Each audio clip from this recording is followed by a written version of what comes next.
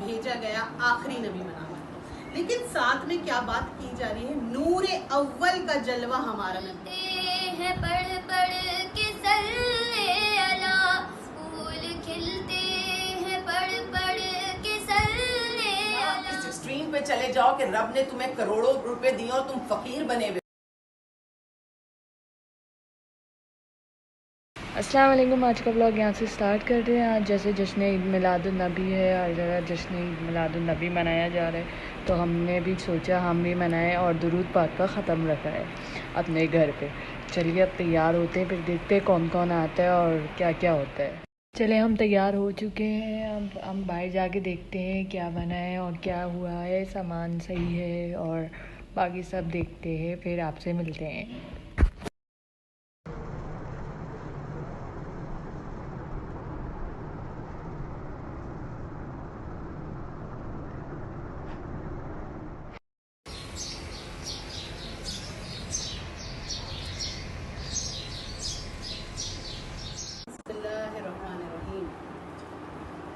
शुरू करती हूँ उस रब्बे करीम के नाम से जो निहायत रहम करने वाला है और जिसने इस कायनात को खल्क किया और हम इंसानों को तमाम मखलूक़ात पर अशरफुल मखलूक़ात बनाकर भेजा।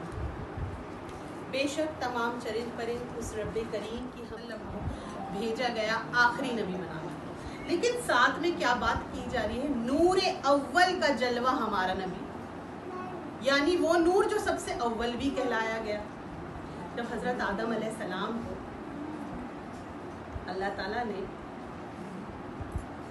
बुलाया और तमाम फरिश्तों को हुक्म दिया कि इनको सजदा करें, और जब हज़रत आदम अलैहिस्सलाम अर्श के सफ़र को इस मौके के लिए निकले कि जब फरिश्तों को उनको सजदा करना था, तो क्या देखते हैं कि अर्श पर अल्लाह के नाम के साथ जो नाम रोशन है वो है मोहम्मद सल्लल्लाहु अलैहि वसल्लम। तो हज़रत आदम तो सबसे पहले नबी और सबसे पहले बशर कहलाए गए। दुनिया में पहले शख्स जो पैदा किए गए वो हज़रत आदम अलैहिस्सलाम, और नबी भी पहले। लेकिन वो इश्क होता है जो आपको सुकून नहीं लगने देता, आपको बेचैन करता है, तड़पाता है। आप और हम में बहुत से लोग ऐसे होंगे जिस इस चीज़ से बखूबी वाकिफ़ होंगे। मेरा अपना जो एक्सपीरियंस है कि जब मदीने पाक की सरज़मीन पे जो वक्त, जो औकात, जो मौसम आप गुजार कर आए हैं, वो मौसम जब पाकिस्तान में आता है तो कुदरती तौर पे बेचैनी सी महसूस नहीं होती? किसका एक्सपीरियंस है ऐसा? है ऐसा एक्सपीरियंस? कंटिन्यूस हो रहा है, महसूस होता है कि जब वही मौसम, उसी वही पीरियड, यानी आप अक्टूबर में गए हो, दिसंबर में गए हो, जनवरी में गए हो, जब वो मौसम पाकिस्तान में गुजारने का वेरी नेक्स्ट ईयर टाइम आता है, तो बिल्कुल जैसे अंदर से बेचैनी, बेसुकूनी, बेकरारी एक्सपीरियंस हुआ है ऐसा? कि क्यों ऐसा होता है? हम तो लाइफ में बहुत जगह ट्रैवल करते हैं, लेकिन ये वो ख़ास मुकामात हैं, ये वो ख़ास जगह हैं जहाँ पे वक्त अल्लाहू अल्लाहू अल्लाहू अल्लाहू अल्लाहू,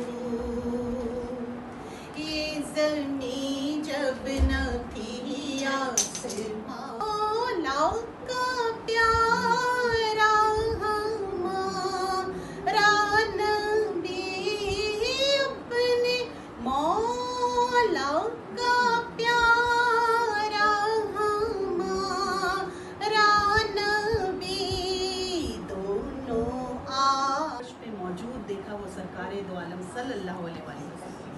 तो मेरे नबी सल्लल्लाहु अलैहि वसल्लम, मेरे सरकारे दो आलम आका सरकारे दो आलम सल्लल्लाहु अलैहि वसल्लम का नाम अर्श पर उस वक्त भी रोशन था।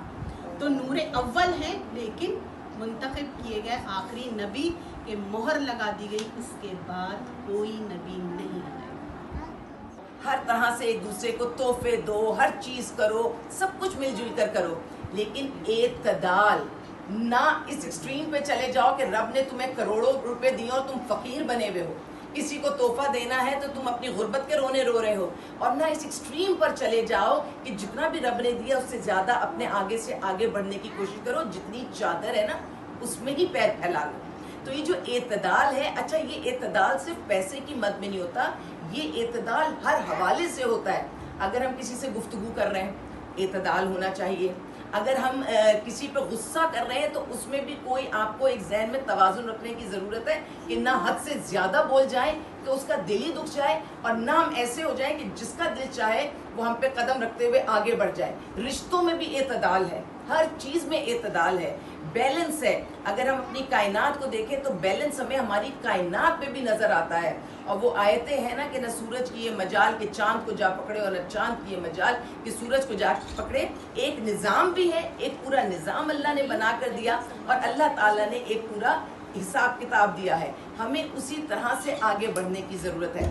آپ صلی اللہ علیہ وسلم کے چھوٹے چھوٹے سے واقعات ہیں, ان کو بار بار لوگ ریپیٹ کرتے ہیں, لیکن کرنا چاہیے. میری اماں دنیا میں نہیں ہے, میں جب اپنی اماں کی بات کرتی ہوں تو پچھلے 8 سال سے نیا قصہ تو کوئی نہیں ہے نا.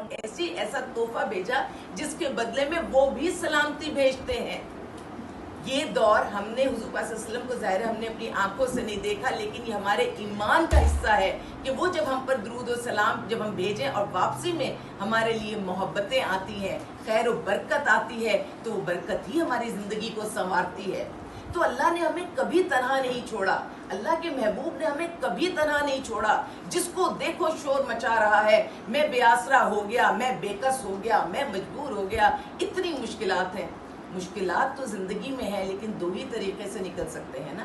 جو اللہ کی کتاب اور سنت سے ملا اس پر عمل کریں, اور جب چاہے اللہ سے دعا کریں, اور جب چاہے حضور پاک صلی اللہ علیہ وسلم پر ہم درود السلام بھیجیں.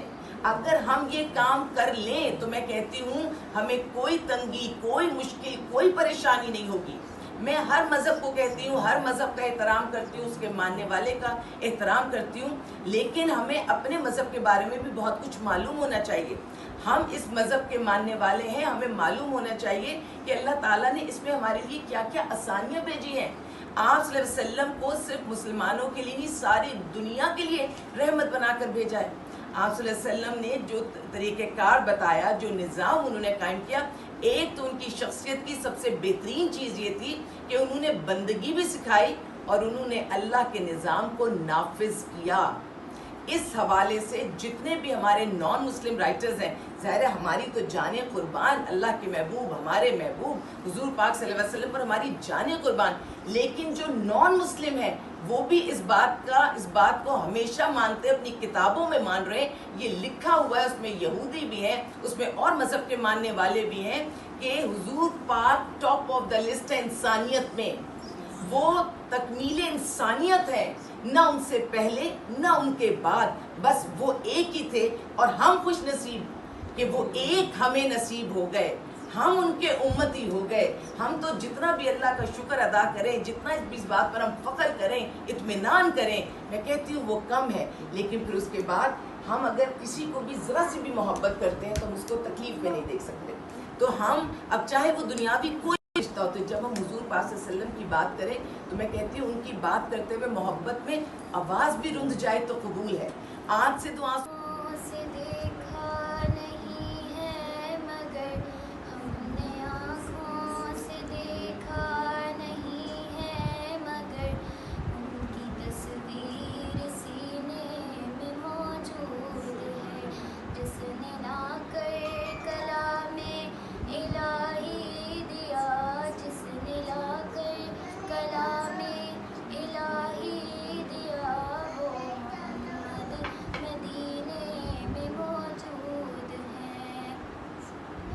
پھول کھلتے ہیں پڑھ پڑھ کے صلی اللہ, پھول کھلتے ہیں پڑھ پڑھ کے صلی اللہ, جھوم کر کہہ رہی ہے یہ باد صبا, ایسی خوشبو چمن کے گلوں میں کہاں, ایسی خوشبو چمن کے گلوں میں کہاں, جو نبی کے پسینے میں موجود ہے.